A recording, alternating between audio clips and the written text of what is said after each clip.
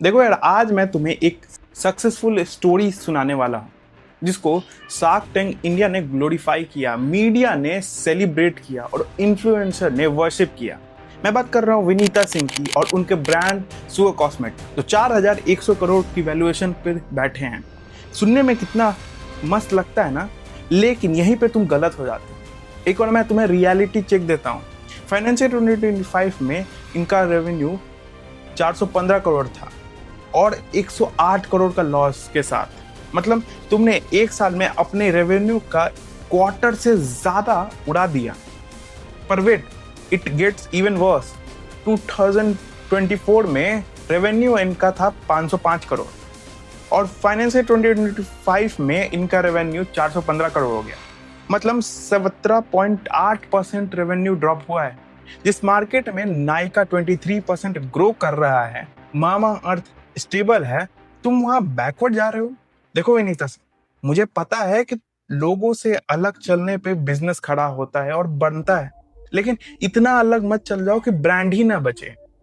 और आईपीओ की बात करोगे तो 2025 में होने वाला था ये, फिर इसे एक्सटेंड करके 2026 से 27 किया गया और अब और पुश करके अनदर 2 ईयर तक बढ़ा दिया गया। मतलब जो आईपीओ 2025 में आने वाला था वो अब 2028 और 29 तक आएगा।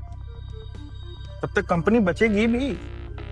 तो आज का वीडियो सुगर कॉस्मेटिक इंडिया की सबसे ओवररेटेड ब्यूटी ब्रांड की असली कहानी। चलते हैं 2012 में। Vinita Singh IIT Madras graduate, IIM Ahmedabad MBA, digital bank में ऑफर मिला था 1 करोड़ सैलरी का। उन्होंने रिजेक्ट कर दिया क्योंकि उन्हें तो एंटरप्रेन्योर जो बनना था।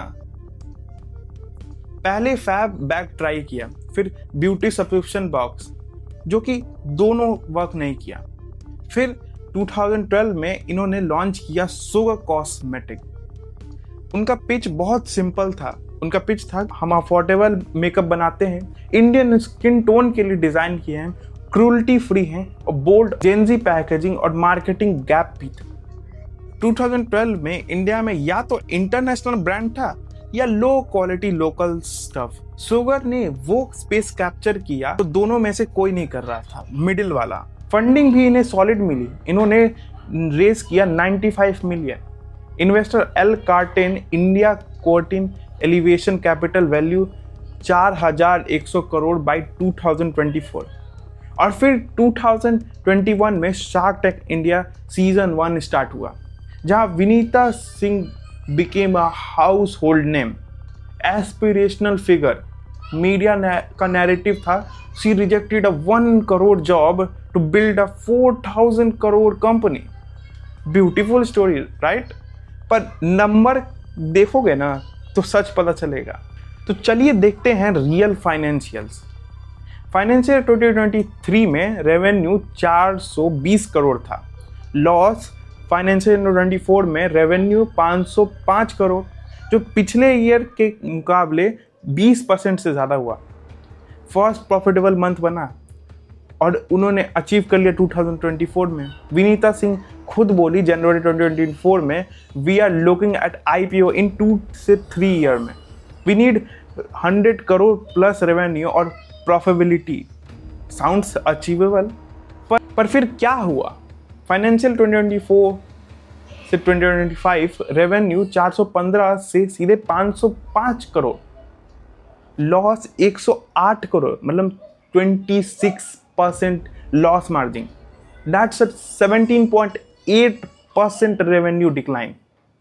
Read that again, -17.8%। मतलब एक साल में 90 करोड़ का ड्रॉप और 108 करोड़ का लॉस। लॉजिक देखो ना, जब तुम प्रॉफिटेबल होने वाले थे तब IPO 2 साल दूर था। अब जब तुम 108 करोड़ लॉस पे हो तो 4 साल दूर हो। अब प्रोडक्ट क्वालिटी और कस्टमर सर्विस की बात करते हैं। इनके कस्टमर हमेशा पिस्ड रहते हैं। Rating 1.5 out of 5 star. MouthShut rating 2.38 out of 5। Complaint देखो, I order product received empty boxes. Paid 599, no refund, product expire in just 3 months। Lipstick shade number 11 order twice got 2 different colours, 0 customer service, no phone number. ये complain मैं नहीं बना रहा हूँ, ये real है। जब कस्टमर कह रहा है कि प्रोडक्ट एक्सपायर हो रहा है, मतलब इन्वेंट्री में कुछ तो गड़बड़ चल रहा है, इन्वेंट्री मैनेजमेंट पूरी तरह फक्ड अप है। तब विनीता सिंह शार्क टैंक पे बैठकर एंटरप्रेन्योर का लेक्चर दे रही हैं। You spend ₹14 crore of husband's money, no financial discipline, keeping 12 month inventory is suicide.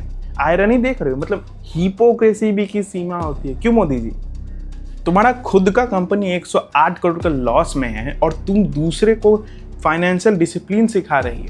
अब देखते हैं कि मार्केट में हो क्या रहा है।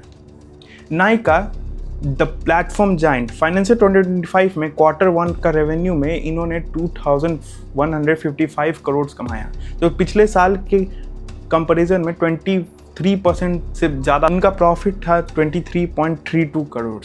ओन ब्रांड्स जैसे डॉट एंड के ब्यूटी जो पूरी तरह मार्केट को क्रश कर रहे हैं।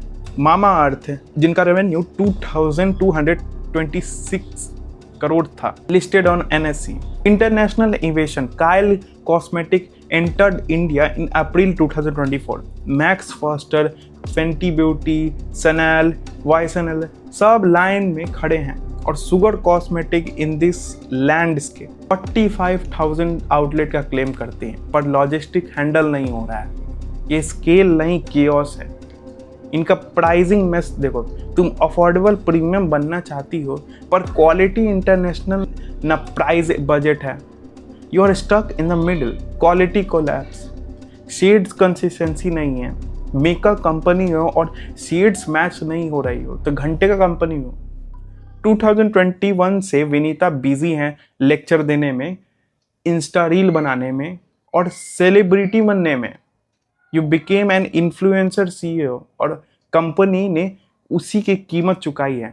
आपको रील बनाने से अच्छा आपको कंपनी पे इन्वेस्ट करना चाहिए था टाइम, लेकिन